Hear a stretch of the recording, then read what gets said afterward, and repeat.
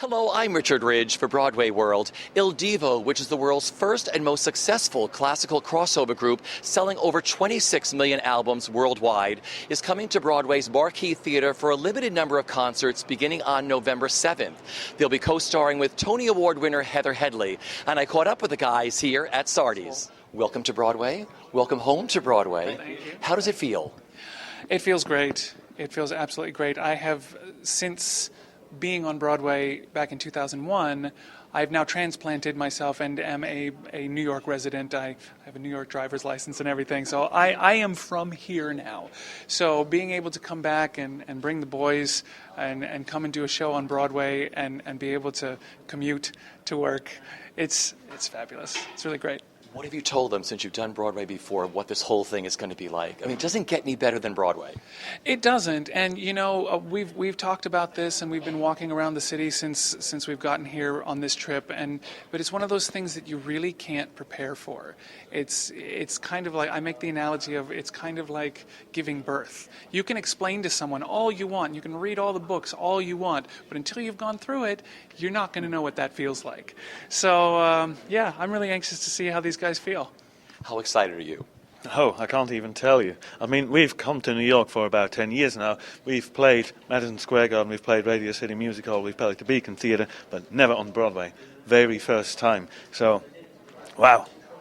I mean, I'm speechless. I've never even seen a show on Broadway, so we're coming here now for more than a week. We'll play the first round of 6 shows, and I'll just have plenty of time to soak all this atmosphere in and everything. I'm so looking forward to it. For you? It is fantastic. I mean, obviously, and also singing musical theater pieces. That's the most amazing thing, because obviously it's not typical Il Divo. So we need to show the people that we not only sing these pop songs, though also this musical theater, and singing it over here in Broadway. It's just, as you said, it's just the maximum that you can get. I think everything's been said. Really, it's like a dream as child, probably you see those pictures on a postcard and you'd never think you'd ever would come to Broadway. So yeah, it's a dream come true that I'm going to embrace and enjoy every days being here and get to know the city, enjoy being close to an audience, etc., etc. Everything's been really set here.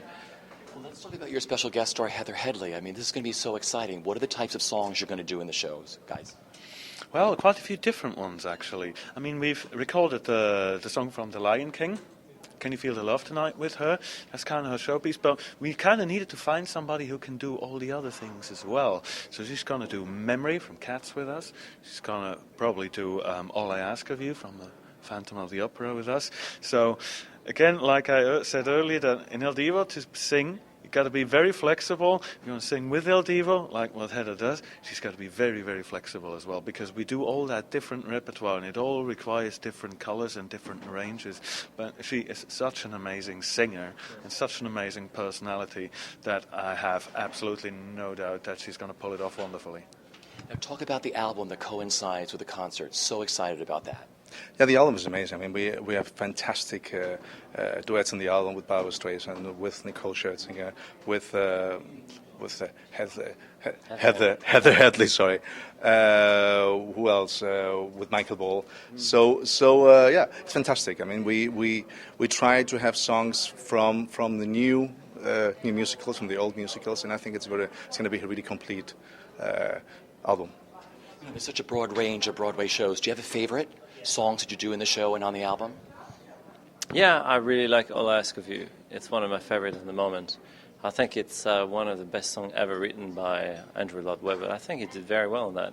It's, I mean, just, when we sing it, it's just like, I think we nail it. It sounds amazing. I love it, and I'm really looking forward to put that on the Marquis.